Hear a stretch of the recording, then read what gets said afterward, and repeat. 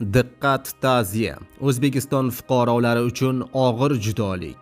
Bugun barchamiz tanigan inson vafot etdi. Assalomu alaykum hurmatli tomoshabinlar. Siz ham o'z ta'ziyangizni izhor etmoqchi bo'lsangiz, videorolik ostiga bir dona like tugmachasini bosib qo'yishni unutmang.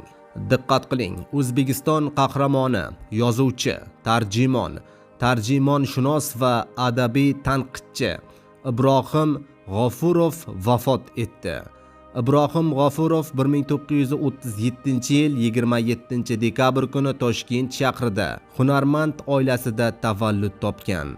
U o'rta maktabni tugatgach 1956-1961-yillarda SAGU, hozirgi filologiya fakultetida tahsil olgan. Ibrohim G'ofurov nafaqat ijodkor, balki yirik tarjimon sifatida ham tanilgan bo'lib, 2005-yilda Ogohiy nomidagi xalqaro badiiy tarjimonlik tanlovida Jahon nasridan o'zbek tiliga tarjima yo'nalishi bo'yicha taqdirlangan edi. Oila a'zolari va yaqinlariga hamdardlik izhor etamiz.